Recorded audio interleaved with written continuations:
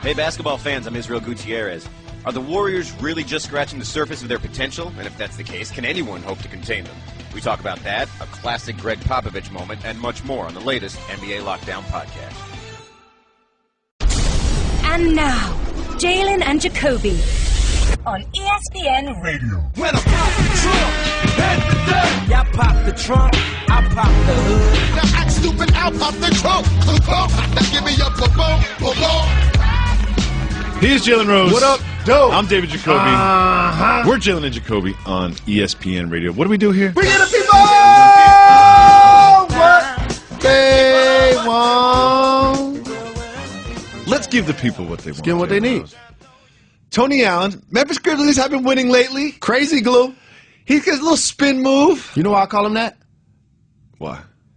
Because you need a guy on your team that has a screw loose, and I say that respectfully, that will push the limits, has an edge, lockdown defender, and because he plays D the way he does, sticks to you like crazy glue. Crazy glue, not known for his offensive prowess. No, his hands are bricks. Not known for his offensive prowess. His hands are like a defensive back that decides I need to play on that side of the ball and not try to be a receiver. Yes.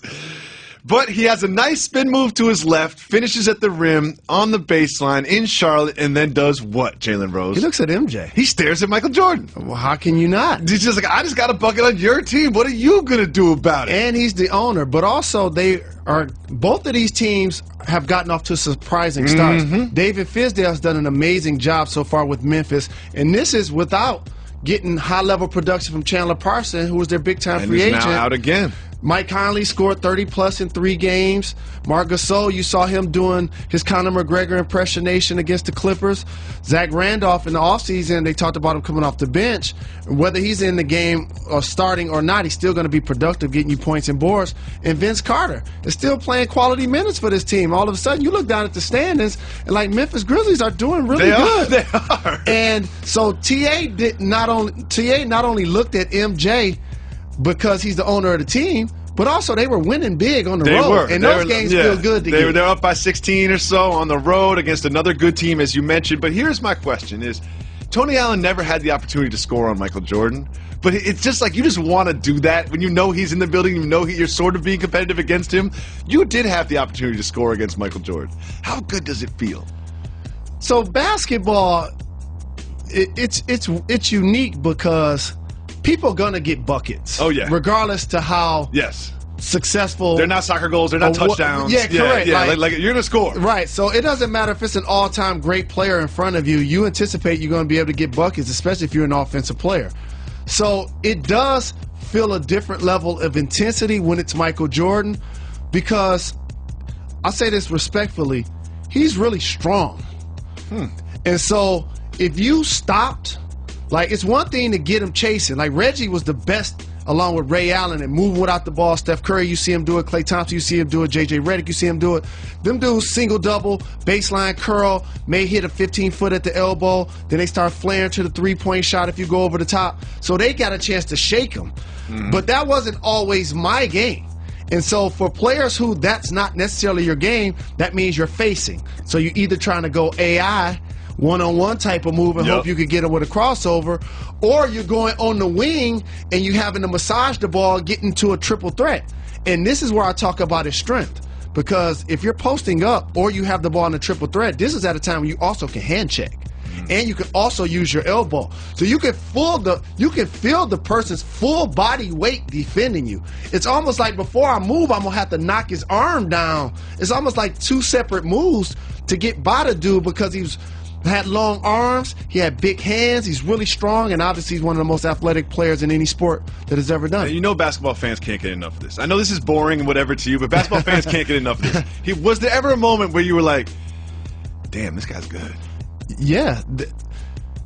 You know, and by the way, it wasn't just him. Scottie Pippen is a top 50 player of all time. I'm not talking about Scottie Pippen I right know, now. but he was out there on the court too. And it makes a difference in the team dynamic because you might beat that guy, but then here comes Dennis Rodman, one of the best non-rebounding center to ever play in the league, and also a defensive player of the year and a multiple champion. So you have the team dynamic, and then you have Tony Kukoc, one of the most versatile stretch fours that the game saw at that point of him playing. So not only you going against that guy, it's like you look at him and say, he's the best guy on both ends.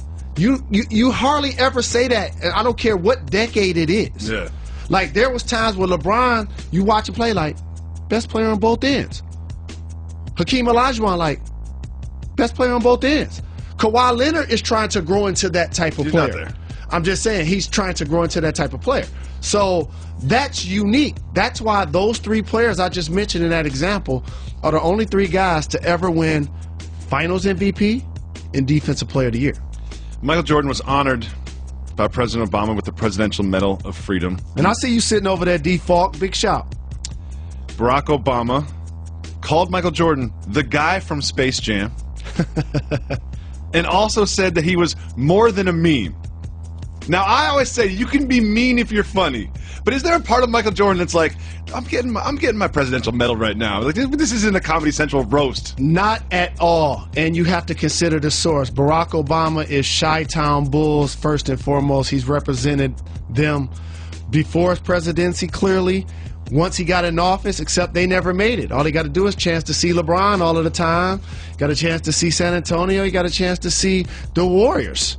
But for the most part, since his Bulls weren't able to get to that point, he's clearly going to draw back to the golden years. Don't you think he asked Michael Jordan to shoot some hoops? Like, if Michael Jordan was at my house and I had a court in my house, at some point I'd be like, Mike, like, let's just 10 minutes. Come on, 10 minutes. Well, no, I got a visual for you. Not with the hoop earrings, not with the boot cut pants, not with the hard bottoms. No. When he see him walk in with that, he knows that we're not playing ball today. They got some sneakers. I imagine that Barack's sneakers. Jordan. I imagine that Barack's basketball court is sort of like a bowling alley. It's just got everything you need, just lined up there, so in case he wants to play at any given time. I don't think that his basketball court will be getting too much use in the next presidency. Your man Isaiah Thomas. The Celtics have stumbled a little bit out of the gate. Sort of, we all expect them to kind of like turn it around and get better. Playing the Timberwolves. Gets a hard screen from Gorgie Dang, who's been playing well, and then does what? Hold me back! Now, you don't have to be a professional athlete to understand this. Why is it always the smallest guys that want to start something? Because they have to fight for every inch of the floor. Basketball is still a big man's game. The lane line won't change. The height of the rim won't change.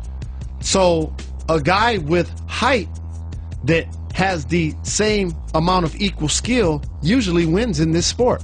That's why the dominant teams either have been wing-oriented, like Mike and Scotty, like Kobe, like Manu, or has been big men, Shaq, Duncan, Olajuwon, because those guys have the ability to be more efficient. They can affect the game in more ways just by being big. Look at Kevin Durant. Kevin Durant's 6'11", with a 7-foot-plus wingspan that shoots like a point guard, handles like a shooting guard, and he plays small forward and sometimes power forward in today's game. It's literally positionless basketball. So when you have that guy, that's something special. The Spurs are 11-3. They're on a 6-game win streak. Go! Spurs, go! But let's hear what Greg Popovich thinks about the Spurs' play of late. That was a pathetic performance on the part of the Spurs. A very pathetic performance at both ends of the court. What is he doing? Basically, what he's doing is acknowledging a team during the regular season up against the Mavs, looking at the players in uniform saying, wow, 4 of 5 of their starters went undrafted. And so because of that, they let their guard down some. They weren't as crisp. They weren't as sharp. They didn't have the type of intensity that the San Antonio Spurs usually play with. And that's what makes their phenomenal run as champions and contending team great, is that they're not settling. See, what ends up happening to teams that have a bit of success, you start to find different cracks in their armor of them settling and allowing guys to do things they weren't normally allowing them to do. Now guys taking bad shots, guys showing up a little later. Now guys saying more stuff to the media. It's just little leakage. A couple of guys upset that they didn't get the contract they wanted. You lose another couple of guys because they didn't get offered what they expected. And so now all of a sudden it becomes a championship team, but a different bunch of players. The Spurs have continued to foster Manu, Tony, and now Kawhi, and now LaMarcus. So they kept a core group, and also now it creates a level of continuity when you have Greg Popovich standing on the sideline for almost 2 decades.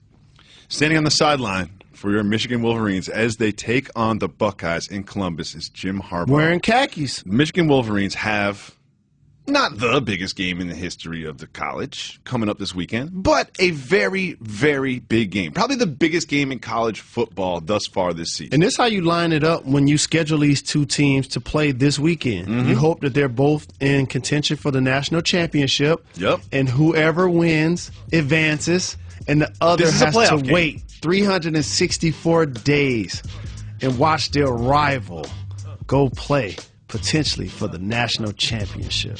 It's great. This is a playoff game. I'm going to watch this one. I'm going to watch all 4 quarters of this one. I can't wait. Jim Harbaugh's asked a lot of questions, a lot of media attention on him, and there was this one reporter from Ohio, and he said, you know what? Like, can you describe to us that some people might think you're crazy like a fox? Can you describe to the Ohioans sort of like who you are and what your personality is? And here was his answer, quote, I'm not crazy. I wouldn't describe myself as that. I don't know my personality, how relevant that will be in the game this week. Probably irrelevant. Is that what a crazy person would say? Not at all. That sounds rational, reasonable, and responsible based on the moment. He's not going to start making the headlines about him. He's kind of crazy. Didn't you just say we were playing our rival? He's kind of crazy, No, though. no, he's not crazy. Crazy would have been to feed into that. He wore a glove to the World Series game. That's not crazy. That's what fans do. When last time you been to a baseball game? That's what fans do. It just so happens he's an That's what adult. kids do. That's what children do. He's an adult. Adults don't do that. He also wears cleats on the sideline. He wears khakis. Put it this way. If Jim Harbaugh could stand on the sideline wearing a helmet, he would. That's just, he immerses himself in things that he's passionate about. I do the exact same thing. That sounds crazy. I can relate to this. Okay, I know you can relate to this. Let me ask you a question. I want you to honestly answer this. How do you know you're not crazy? Because I can reason. But here's the thing, is like, don't crazy people think they're not crazy? No.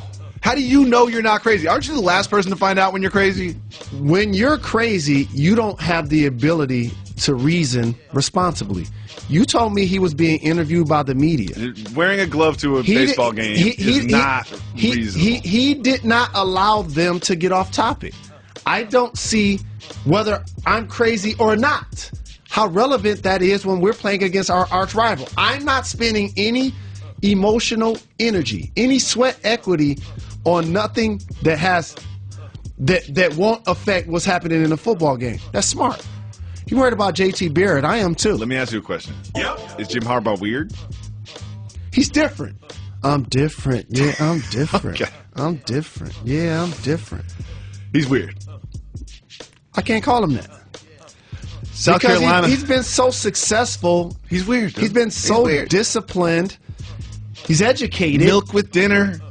Baseball glove at the baseball game. Cleats all the time. He's weird. We all have our weird quirks. That's not one of my quirks. Do you like concerts? No. Why? I don't like them. They're boring. They See? take too long. They're loud. It's a crowd. I can't hear the music. It's something I don't like. Do you ride your bike every day to work? That's not a quirk. That's just an efficient transportation method. I know, but is it something you do that normally people in your situation don't do? That's different. A lot of people will say adults don't ride bikes to work every day. Some people would. It depends on where they are. Not They necessarily just in don't Los know what Angeles. it's like to feel the breeze in your hair And as you look at people manpower fall. going down the hill while you're listening to a new A$AP Rocky You have song. real hills in your neighborhood, too. Yeah. And you get a chance to look in people's cars. That's what you really like. I do like, 90% of them are on phones. And don't think police aren't on their phones, too. Police are right on their phones. We're looking at their Instagram pages just like everybody else. Here's another thing that makes you unique as an adult. You embrace the fact that you're a minivan man. A lot of adult men don't do that. I'm not a minivan man. I'm the minivan. Okay? Don't ever disrespect me and say I'm a minivan man again. I am the minivan man. You and Manu Ginobili. Will Muschamp is the head coach of South Carolina. He said that him and his Gamecocks will be practicing this Thursday morning. And he said, quote, Thanksgiving is a meal, not a day. Jalen Rose, is Thanksgiving a meal or a day? It's a day. It's a meal. It's a meal. It's a meal. Christmas is a day. Christmas Day. Thanksgiving is a meal. Thanksgiving dinner. It's not called Thanksgiving dinner. It's called Thanksgiving Day. Please continue. Are there other Thanksgiving traditions that don't involve food? Watching football. That is created after the food. You see what I'm saying? You're watching football. They tag that onto the tradition. No, there is no Thanksgiving tradition. Thanksgiving is a meal. No. Thanksgiving is not a day. No, this is where you're wrong. I am with Will Muschamp, no. South Carolina head coach. I feel you, Will. You're both are wrong because usually it involves some person taking a lot of time to prepare food. And it's not just like inviting the family over for Saturday night dinner where a person may just cook maybe even an hour or two. Like a Saturday night like, party? This is something that happens over somebody deep frying some turkey, that's taking days. You're making turkeys and hams, and people bringing potluck. You know, auntie bringing mac and cheese, uncle bringing the greens. This is my point somebody exactly. bringing the yams. This sounds like a meal to me. This doesn't sound like a day. This sounds like a meal. It's a Everyone brings that for a meal, and that's the only thing that they're bringing it for. Thanksgiving is a meal. Thanksgiving is not a day. No, it's a day. It's family. It's festive. And it's a long also, meal. And here's the thing I love about Thanksgiving that kind of gets lost. I'm with you, Coach Muschamp. It's one of the only times where families gather for holidays and you're not exchanging gifts. Think about that. For birthdays, Valentine's Day, Easter, Valentine's Day, Christmas. We didn't really get gifts at Easter. But you know why I noticed that? Because usually I'm the person that's giving more gifts than I'm getting. Yep. I'm like, oh, okay. I like Thanksgiving. I don't have to bring anything. I don't have to bring anything. I'll show up with some ice cream. I can get as many plates as I want. Here, what do you want? You want a pumpkin pie? That's what I brought today. I get as many plates as I want.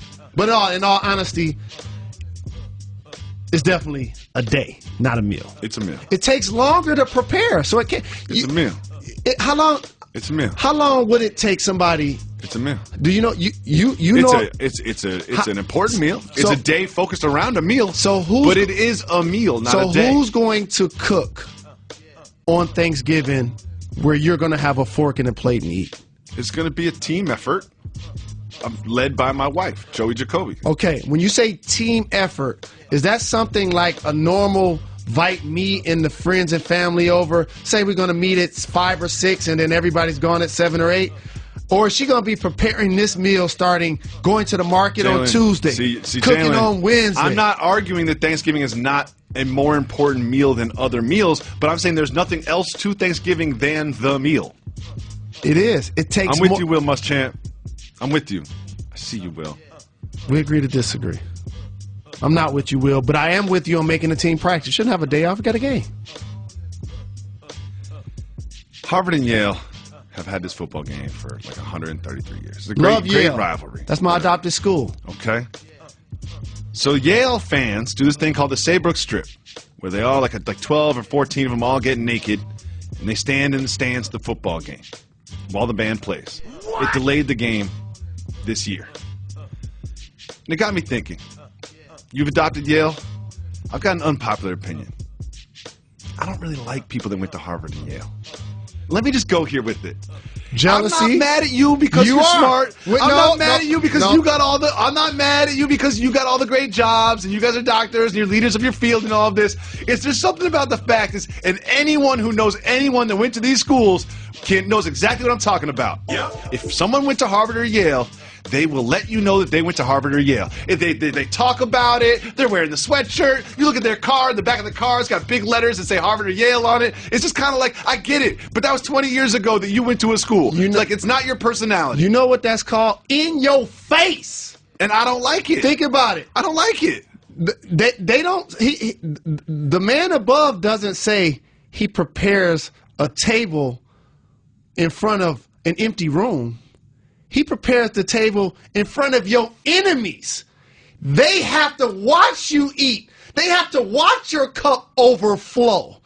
And of course you don't like them. Let me tell you what you don't like. Let me tell you what you said you don't like. You said this. Yeah.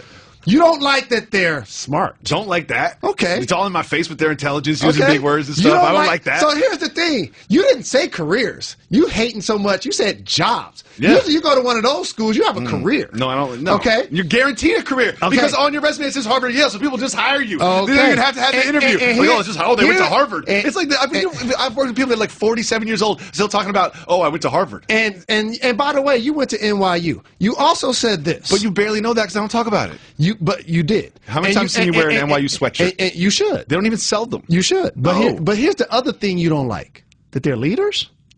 When did I say that? You said that. I did not You say said that. that into a hot microphone. They did not say that. On I ESPN did not say radio. I don't like people at Harvard because they're leaders. You did say that. I did not say that. You did. Now you're lying. You did. You're jealous because they have esteem, and while K through 12, they were doing what they were supposed to do, acing their grades, taking care of business, getting their test scores, getting their academics, and then you know what happened when they got recruited from high school? It was like they were LeBron James. Where you want to go to school? Who wants me to come? I could have gone to Harvard. I didn't apply myself. That wasn't my priority. My priority wasn't going to Harvard. I was having fun. You want to get treated like royalty? You want to get recruited like a top flight athlete? Do what they did. Handle your business K through 12. Now you can go to Harvard. You can go to Yale and have guys like this jealous, and he went to NYU. But watch this.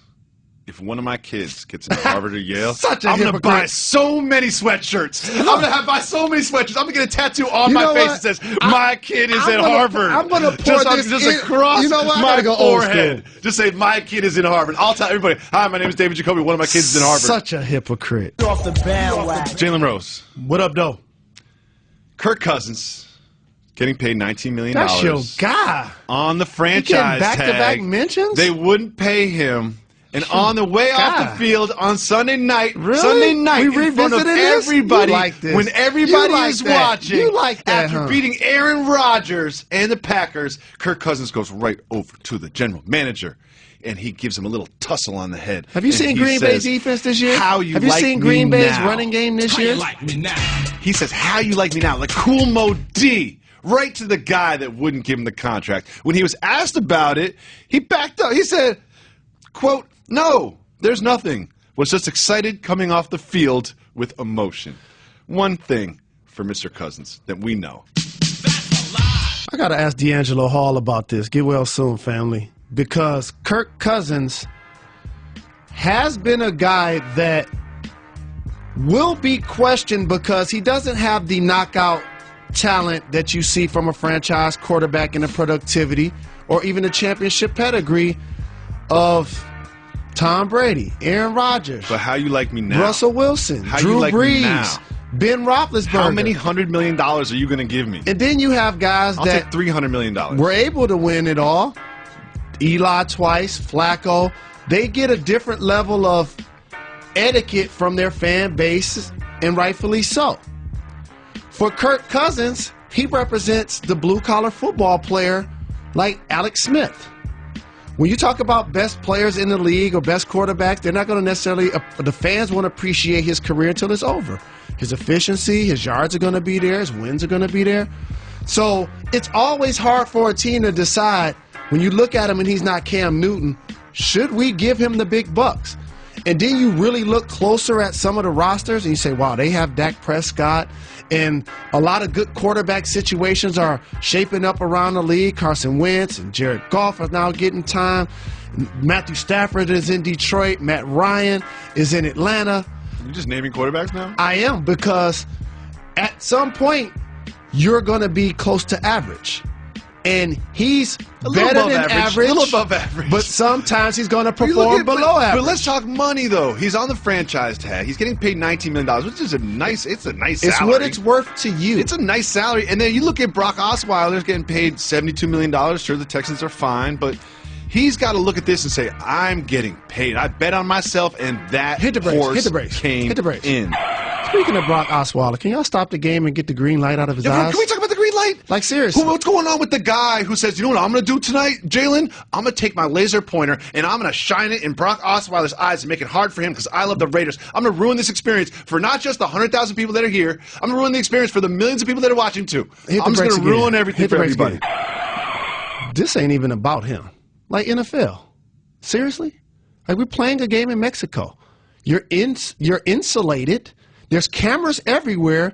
There are thousands of people everywhere.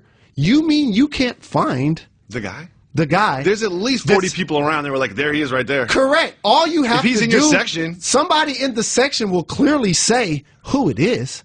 Find the guy. You can't find the guy, first off. Second, allow it to continue to happen. This wasn't like an isolated incident where it just popped in his eye for a second. This continued to happen for long periods of time. Like, did it have to be red? Like, I don't understand why maybe there wasn't. Maybe it was green. Correct. Yeah, maybe it's because it was green. That's why I pointed that out. I don't understand why it wasn't a sense of urgency to get to the bottom of actually how that happened. And lastly, for a product that's getting criticized weekly by the officiating, and Mike Tomlin comes out, and a coach every weekend is talking about the officiating, and Bill O'Brien did it after the game, and it affects the product when a gentleman is standing in the pocket and there's a green light in his eyes. It probably is not going to help him find DeAndre Hopkins the way he normally is able to. And there's one more thing I got to say about this game. Sometimes as a society, it feels like we're progressing, like we're taking a step forward. And then something happens, and you're like, man, we just took like 3 or 4 backwards. If you are having a game in Mexico. You mean when the president was elected or selected? That's not what I'm referring to, maybe. If you are having a game in Mexico, and the crowd is chanting a homophobic slur, there's got to be repercussions for that. You know, you can't just keep going back and doing it. Like they do the same chant in FIFA and they get fined. I don't know what it is. I don't have the solution right in front of me, but like that is a problem. You're making the put the lipstick on the pig comment, because when you sacrifice a home game, in this case the Raiders and the NFL, who continues to try to brand the game internationally to try to keep up with the NBA, and that's just growing the business. They should. Just like soccer, there's fans everywhere for this great sport called football, including us. What ends up happening is it's almost like the city that hosts the Olympics. You're only going to show the things that happen positive. We saw that take place in Brazil this year.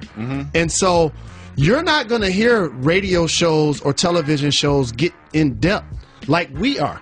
You're not going to see the league. You got to stop playing or something. I don't know what it is. This. Maybe have the refs just say, look, we're not taking the field if you guys are going to scream this homophobic slur at the top of your lungs in unison, thousands of people at once. It's just, to me, it's just that when I see that, I was like, man, I thought we were going somewhere. You know what I mean? I thought we were going somewhere, and here we are. Groups of people in the thousands are just screaming homophobic slurs at a football field for no reason. Agreed, but for a Raiders team, the second best team in the AFC, to find a way to get a come-from-behind victory. Carr continues to amaze. Looks good. Amari Cooper, Michael Crabtree, I'll say along with Emmanuel Sanders, I think those are the best second receivers a team could have currently. They are explosive. Yeah. You've seen their defense continue to improve. They're getting some guys back.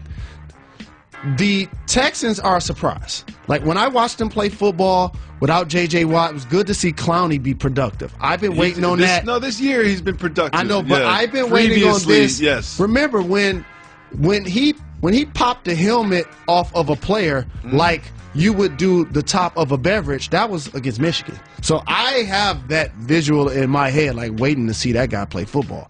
And so now I enjoy seeing him play. And yesterday's game reminded me that Bill O'Brien, really good football coach. He's getting a lot out of his team. So those are some of the other teams in the AFC that are just challenging the Patriots for the top spot. The Patriots quarterback is a gentleman by the name of... Here's a story of a man named Brady. And he once said, it was like last year, he said, I'm going to play 10 more years. And now, you know, we all know about his famous diet and his obsession with the way his intake and the upkeep of his body and how seriously he takes all that. He said that he can now run the 40 faster than he did at the combine. What? Well, he has no choice but to run it faster than that. I went back and looked at the combine. It looked like he was running uphill with a truck on his back. What is that? It looked like they manipulated the footage. It looks like he's not even trying. But what that also should highlight is how the technology has evolved. The training regimens, the diet. Even just look at how he was dressed. If you you were either have on compression. But that's not going to shave a second off the 40 correct, time. But that's my point. You're doing everything to give yourself that millisecond that puts you in a position to maximize your time or whatever you're doing at any type of combine. So for people to see that video and see this football player, don't be surprised, Jacoby, when a guy gets in the league, starts to change all of the things we just described, gets with a really good franchise. You do get faster. You do get stronger. Your body does change. You do start to jump a little bit higher.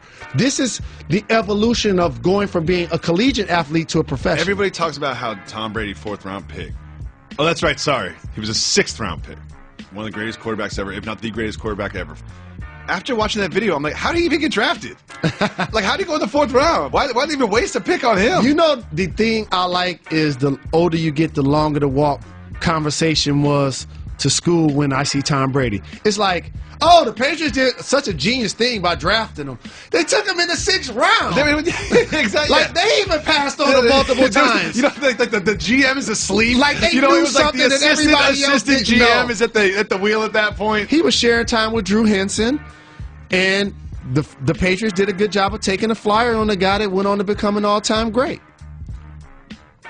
One question, though. As much as I dislike the gentleman that brought the green laser pointer to the game to try to ruin the football game for everybody watching, quick question. Brock, move your head. Like, if it's in your eye, move your head. Like, come on now. Like, it's a laser. Just move your head a little bit. Brock there's green in my eye. Move. Boom. You know, he's one of those players that when I watch him play, and it has nothing to do with his productivity, I always say how. Move your head. He plays with zero emotion. That's almost impossible for me. Like, whether it's an 18-yard completion or interception, his facial expression barely changed. He's clearly stoic the entire time. I've seen you celebrate a 15-foot jump shot on a janitor before. Jalen, we don't have a lot of guests on this show. We don't, but that's why it's important that we have the ability to pop the trunk. Mm-hmm. And normally when the term drive-by is used, it's in a negative connotation, but not when family's present. Welcome to the lab. Thank you, family. Thank you, family. We are joined by yes, sir. none other than E40. Welcome back. 40 Water is back, Brumman style. Like, we didn't know. You know how there's so many people say, we're going to do that show that's like a barber shop. You know, we're going to have some barber chairs. Well, that's actually what this is. Yeah. And this represents that, the way you just strolled up and became a part of the show. Man, you got a new album coming out. Can you tell us a little bit about the new album? Real It's quick? called The D-Boy Diary. It's 2 albums. I released them on the 18th, which was a couple days back. And brand new, 22 songs on each album. It's 2 albums I released. It's called The D-Boy Diary, Book 1 and 2, E40. You know what I'm talking about? This, I'm talking about when you're talking about some great music, I'm talking about tremendous slaps. And when I say slaps, I'm talking about knocks, I'm talking about bumbles, I'm talking about... Yes, new lingo, bring it! Give me some new lingo, I need that! Make it sound like a gorilla trying to get out the trunk type, you know what I'm talking about? Yeah, man, that's what my music is, man, you feel me? Good, look out for that D-Boy Diary. And I like to use some of your lingo, and sometimes if I can't talk long, I can't always say, like my partner E40 would say, but when somebody plays for their hometown, like LeBron, I say he's loyal to his soil. Loyal to... Oh, I know you noticed. I know you noticed your influence all over the culture. Man, you know, it's great. It's great, man. You know, game is to be spreaded. You know what I'm talking about? And that's why I do it, you know. But like I say, man, hey, first of all, I always have a good time when I come up. Thank you. Y'all that. Appreciate Every that. time I want to thank y'all for inviting me. Of course. Y'all just don't have any type of guests up in this thing, man. Make me feel real special, man. Last time you were here, It was after Kevin Durant joined your Warriors. Not 5. And you said that they were Not going to win. 6. I'm sorry. Not 7. What I said? Not 8. Not 9. You said they're going to win 10 I said championships. 10. Okay, you said 10. And then now that you've seen it, you got a little sample size. Are you ready to walk that back a little bit? 8. Okay. He's downgraded from 10 to 8. Yeah, 8. He's downgraded from 10 Because to 8. remember, I was planning on winning the other one, the one we just lost to LeBron. Good point. Good I was point. planning on Came that. back to 3-1, So yeah. now I got to be 8. Okay, You that's know, fair. Yeah, but I just want you to know there was a lot of distractions in that whole little situation that turned everything around. And then when we was doing the playoff things, the finals with LeBron, how the players' family couldn't get in, they had a hard time. Oh, yeah. So just imagine you on enemy territory. And you out there about to start the game, and you looking in the audience looking for your family. You don't see them. You don't know what's going on. It's terrorist threats. It's all kind of stuff. You know what I mean? It's like you don't know what's gonna happen with your family. So that's a throw off method. That may take you off your game. And then the way they got rid of Draymond on some petty stuff. That was petty. That was petty, man. Petty stuff? That was petty, man. You had me That was for a petty, while. man. You almost had me. Then you took a little That was right petty. there. They didn't have to kick him out of the thing, though. That was a key person, man. He's a habitual line stepper when it comes to that sort of Man, I'm just saying, man. I'm just groin saying. area. I'm just saying, man. Come on, man. So That's 8. just, Okay. 8. more We're gonna do 8. championships. So what you've seen from the Warriors thus far, now that they've added Kevin Durant, they've looked great. They've won 8 in a row right now, but there are some things that could use some improvement. Like, I'm going to say to you, they don't have a rim protector. Their defense isn't as good as it used to be. What other team is close to us right now? Clippers, Cavaliers. We expected that. We expected Cavaliers. We expected the Spurs, and and the Clippers. Hey, we'll deal with them accordingly. The Warriors and the Clippers do have a little rivalry going on there. Those teams don't seem to like. Well, they started having a matter. rivalry, We the but then best. one We the took best. off. And that was the Warriors. Won a Yeah. championship, won 73 games, added KD. Mm-hmm. So what have you seen from your new super team so far this year? Well, we starting to come together like a booger to a nose. So it's like we getting closer. We're starting to know how each other think. You know what I mean? They're passing that ball around. It ain't no big me's and little U's. You know what I mean? 30 assists, multiple games in a row. They're doing it, man. And I think it's going to be great. We got a lot of basketball to play.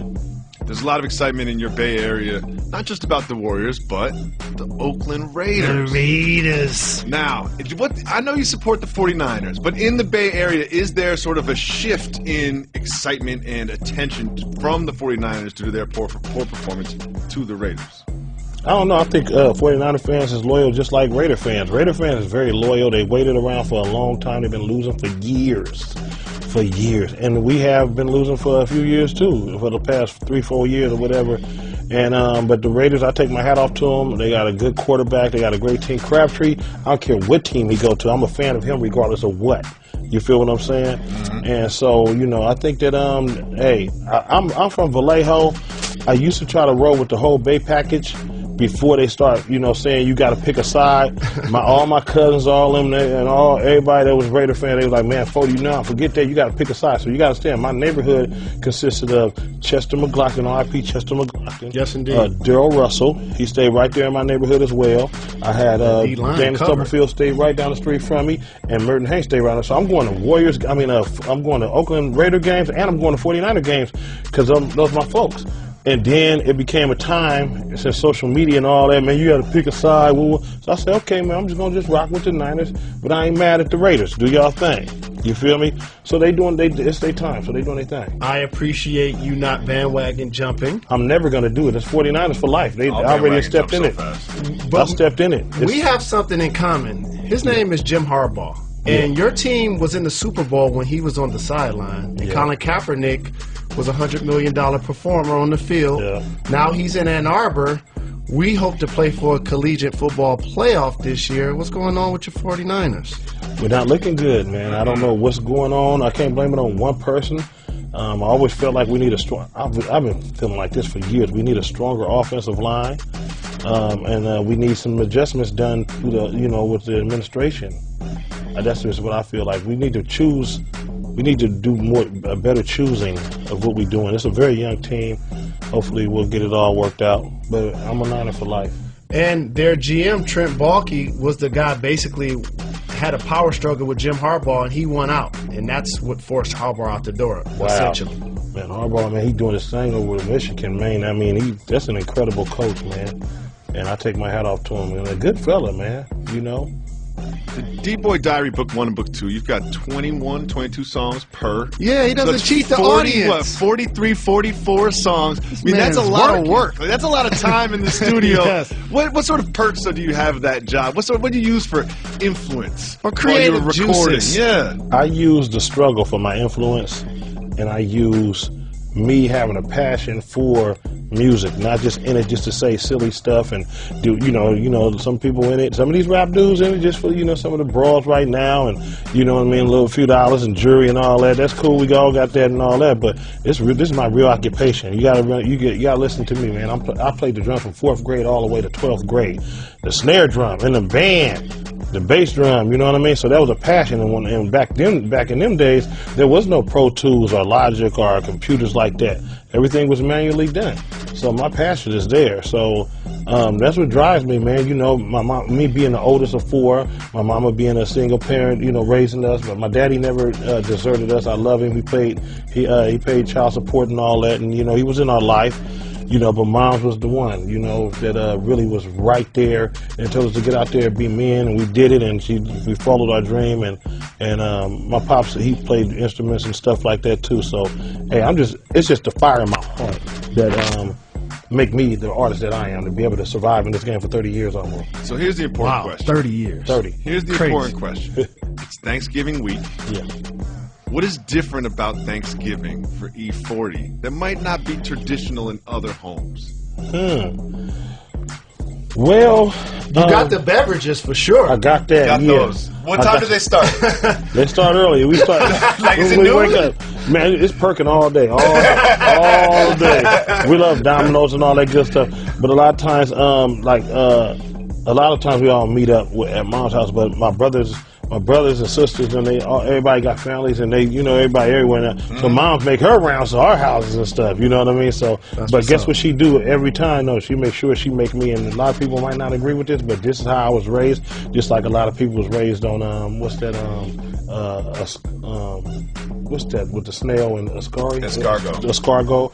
And what's the octopus? What's that? Calamari. I was raised on chitlins. Oh, Preach! No. I was raised No, on I don't eat them. I knew you were going there. Dude talks about chitlins all the time. We talked about that on this program. Hot sauce? hot sauce. So, so explain to the white guy what chitlins are. Explain. Chitlins is pig intestines, man. Yep. You know, let me tell you how it went. So the slaves used to. Let me tell you, the slave masters used to give the slaves all the scraps. You know, and we made it into a delicacy. You know how they ever say, have you have a history of high blood pressure, or do you have a history of lupus, or anything, like whatever it is?